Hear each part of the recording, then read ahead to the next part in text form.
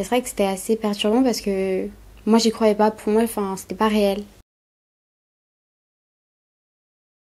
Je rentrais de soirée avec deux amis parce que mes parents étaient pas très rassurés à l'idée que je rentre seule. Donc on se raccompagnait un petit peu. Je venais de quitter mes deux amis. Et là, j'avance et je vois par terre sur de l'herbe des pieds. Et là, je vois un homme allongé, les bras comme ça, les yeux et la bouche ouverts. Et je vois une mare de sang à côté de sa tête. Donc tout de suite, première réaction, c'est je regarde autour de moi. Parce que pour moi, c'est une caméra cachée, c'est une blague. Et je me rends compte qu'il n'y a personne. Donc je me dis, faut peut-être que j'appelle la police. Mais en attendant, je sais pas trop quoi faire, donc faut que j'appelle quelqu'un. Et instinctivement, j'ai crié. Et j'ai une amie qui est revenue me voir. Du coup, elle a vu ça. Et elle a été beaucoup plus sous le choc que moi.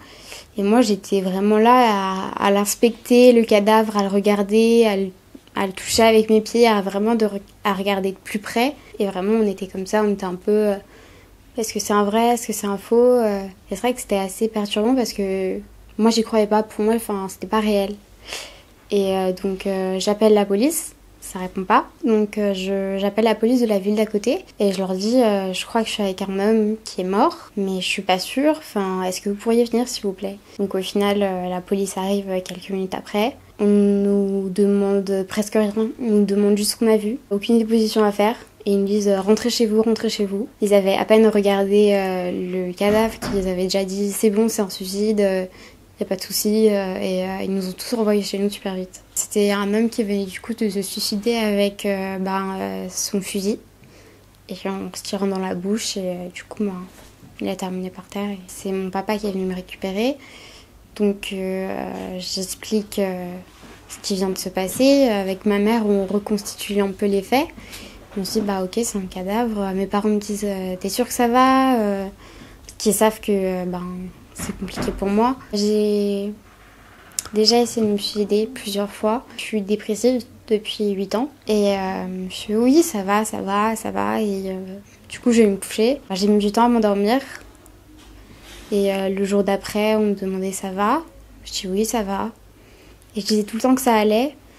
Il y a des gens qui m'ont contacté parce qu'eux aussi ont vu après. Et ils m'ont dit, tu sais, moi je me suis effondrée du coup si tu veux en parler, n'hésite pas.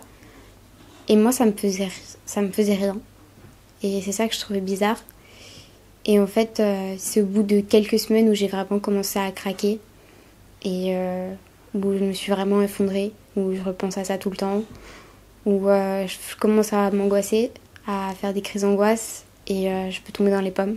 Cette personne, on n'a pas pu savoir qui c'est parce que en fait, c'était un homme sans famille, sans amis. C'était quelqu'un qui était tout seul dans sa vie, donc j'ai pas pu découvrir qui c'était. Et c'est vrai que ça, c'est quelque chose qui me frustre beaucoup parce que j'aimerais lui rendre hommage parce que j'ai vraiment, je suis vraiment très triste pour lui.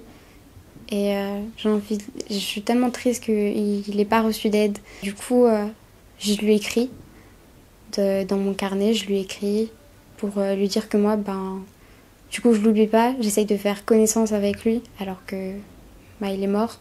Mais c'est vrai que j'aimerais bien pouvoir le retrouver et aller déposer une fleur pour pouvoir lui dire adieu et lui présenter mon respect.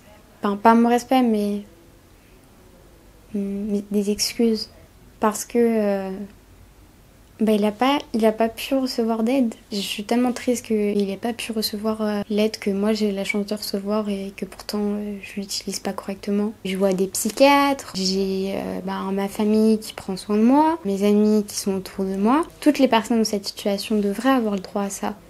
Et là je me dis il a rien eu. Ça me fait mal, ça me fait souffrir et j'en suis très désolée pour lui.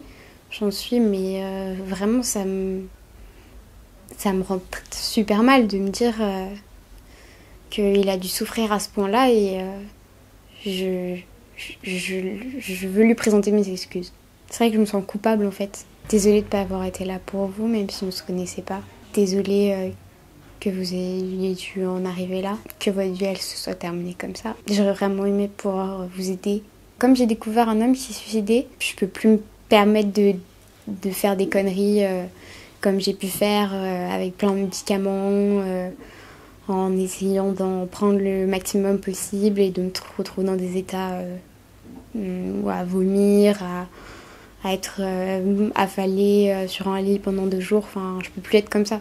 Je vais sûrement aller mieux. Je trouve ça hyper injuste. C'est vrai que ma mère, elle dit c'est peut-être un signe du destin, c'est malheureux, mais c'est peut-être quelque chose qui devait tomber sur ton chemin pour t'aider à avancer.